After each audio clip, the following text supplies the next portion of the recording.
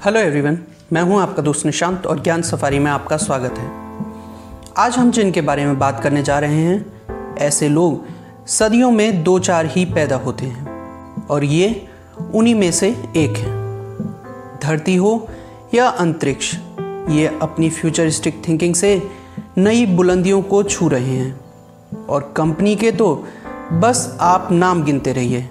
कितनी कंपनी बना दी, कितने के ही CEO हैं और अपनी हर कंपनी के द्वारा लोगों को सहूलियत दे रहे हैं, एनवायरनमेंट को बचा रहे हैं और सबसे बड़ी बात, मानव संस्कृति को बचाने का प्रयास कर रहे हैं। तो चलिए जानते हैं इनके अभी तक के जीवन के बारे में।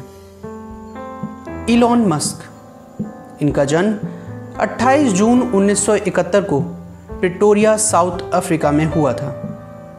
पिता एरोल मस्क इंजीनियर और पायलट थे। माता मे मस्क मॉडल थी जो कि कनाडा से बिलोंग करती थी। 10 वर्ष की आयु में इनके माता पिता का डाइवोर्स हो जाने के बाद इन्हें 2 ऑप्शन दिए जाते हैं, या तो ये अपनी माँ के साथ रहें या अपने पिता के साथ। और इन्होंने अपने पिता के साथ रहने का फैसला किया और इस डिसीजन पर इन्हें आगे चलकर अफसोस भी हुआ। मस्क की स्कूलिंग वाटरक्लूफ हाउस प्रिपरेटरी और प्रिटोरिया बॉयज़ हाई स्कूल से हुई। बचपन से ही मस्क को किताबें पढ़ने का शौक लग गया था और किताबों की मदद से ही 9 साल की उम्र में ही कंप्यूटर प्रोग्रामिंग सीख ली थी। स्कूलिंग टाइम में मस्क के साथी उन्हें बहुत मारा पीटा करते थे। इनफैक्ट एक बार तो उन्हें इतना मारा कि वह बेहोश भी हो गए और उन्हें सीढ़ियों से नीचे फेंक दिया, जिससे उन्हें बहुत चोट आई और हॉस्पिटलाइज करना पड़ा। इसी इंसिडेंट की वजह से मस्क को आज भी सांस लेने में प्रॉब्लम होती है, लेकिन उनकी प्रतिभा पर इसका रत्ती भर भी असर नहीं हुआ और मात्र 12 साल की उम्र में एक कंप्यूटर गेम बनाया जिसका नाम ब्लास्टर रखा और इसे एक कंपनी को $500 में बेचा। कहते हैं कि इन्होंने 10 से 12 साल की उम्र में ही इतनी किताबें पढ़ ली थीं जितनी लोग ग्रेजुएशन होने तक भी नहीं पढ़ते। मस्क जानते थे कि कनाडा से अमेरिका जाना ज़्यादा आसान है, इसलिए वह 17 साल की आयु में कनाडा चले गए। क्योंकि इनकी माँ कनाडा से थी, इसलिए कनाडा की नागरिकता मिलने में ज़्यादा परेशानी नहीं हुई।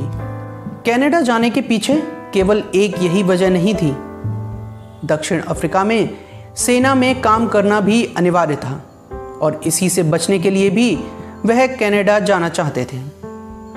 और 1992 में कनाडा से मस्क US चले गए और 1997 में पेंसिल्वेनिया यूनिवर्सिटी से फिजिक्स और इकोनॉमिक्स की डिग्री हासिल की।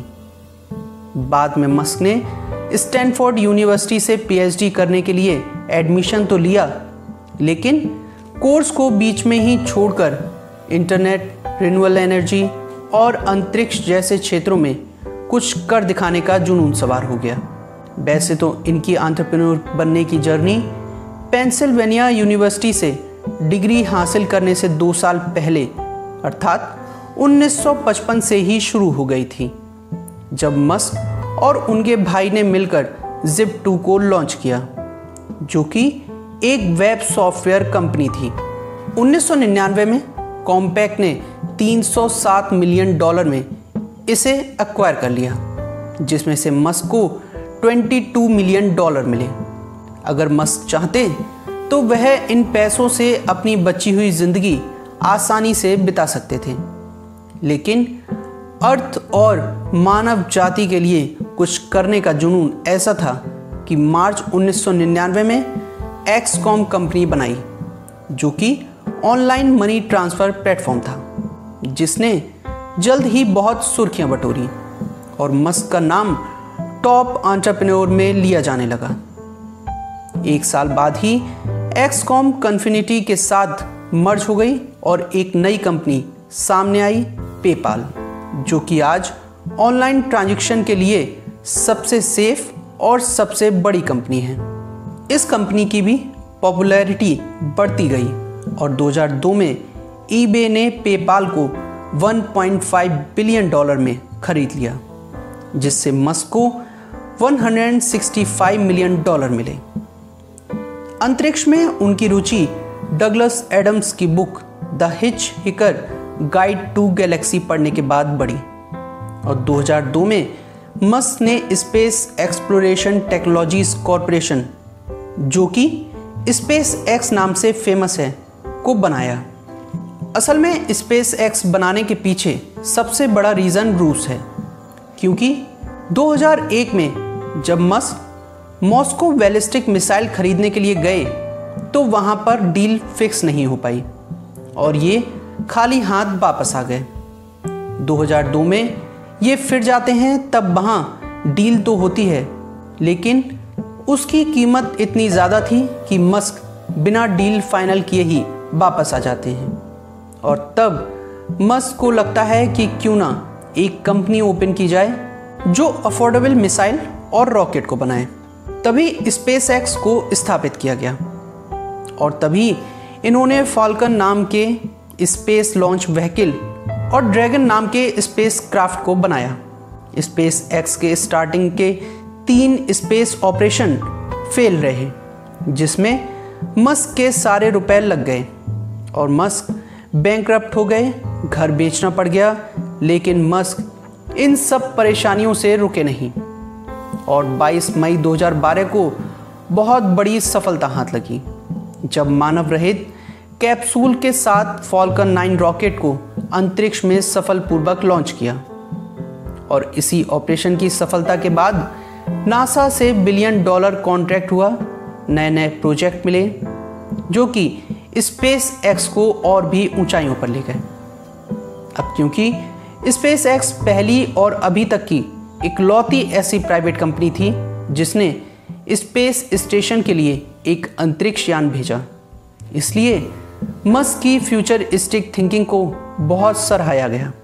मस्क ने जब स्पेस एक्स कंपनी को बनाया, उसके ठीक 2 साल बाद 2004 में ही टेस्ला कंपनी, जो कि इलेक्ट्रॉनिक व्हीकल बनाती है, ये उसके CEO बन गए और 2017 तक इस कंपनी ने जनरल मोटर्स को पीछे छोड़ते हुए USA की सबसे मूल्यवान कंपनी बनी। मस्क ऐसी ही बहुत सी कंपनियों के को-फाउंडर और CEO हैं, जो कि अर्थ और ह्यूमंस के आने वाले जीवन को आसान बनाने में लगी हुई हैं, जैसे कि 2003 में फाउंड की सोलर सिटी, जो कि सूर्य की रोशनी को यूज़ करके एनर्जी प्रोड्यूस करती है। 2013 में हाइपरलूप, जो कि लोगों को हाई स्पीड ट्रांसपोर्ट प्रोवाइड करेगा। 2015 में ओपन AI, जो कि आर्टिफिशियल इंटेलिजेंस से जुड़े कार्यों को देखती है। और अभी भी मस्क और भी इन्वेंशंस में लगे हुए हैं और शायद इनकी कंपनीज और प्रोजेक्ट्स की लिस्ट आने वाले समय में और भी बढ़ जाए। जिस तरह से इनकी कंपनी की ग्रोथ में उतार चढ़ाव रहा, वैसा ही पर्सनल लाइफ में भी रहा। मस्क ने पहली शादी 2000 में अपनी कॉलेज फ्रेंड जस्टिन विल्सन से की, जिनसे 2008 में अलग हो गए। फिर 2010 में तलुल्ला रायल से शादी की, जिनसे 2012 में अलग हुए, लेकिन 2013 में फिर से शादी कर ली और 2016 में फाइनली उनसे तलाक हो गया। मस्क के 6 बच्चे हैं और ये कुछ समय पहले बहुत चर्चाओं में रहे, जब इन्होंने अपने एक बच्चे का नाम XAEA12 रखा। तो दोस्तों, जिस तरह का अजीब और यूनिक नाम इन्होंने अपने बच्चे का रखा, उसी तरह के यूनिक मस्क रहे हैं और लगातार कोई ना कोई नई इन्वेंशन करते जा रहे हैं, जो आने वाली मानव जाति के लिए उपयोगी होंगे। तो ये थी मस्क की अभी तक की लाइफ के बारे में पूरी जानकारी। आई होप आपको ये स्टोरी पसंद आई होगी और आप भी इनसे इंस्पायर हों और इसी जुनून और पागलपन के साथ काम करें, जिससे कि आप भी बहुत कुछ अचीव कर सकें। अगर आपको ये वीडियो पसंद आया हो तो इसे लाइक करें, लोगों के साथ भी शेयर करें। और अगर अभी तक आपने हमारे चैनल को सब्सक्राइब ना किया हो तो चैनल को ज़रूर सब्सक्राइब करिएगा और बेल आइकन को ज़रूर प्रेस करिएगा, जिससे कि हमारी कोई भी नई वीडियो आपको तुरंत नोटिफाई हो सके। Thank you so much.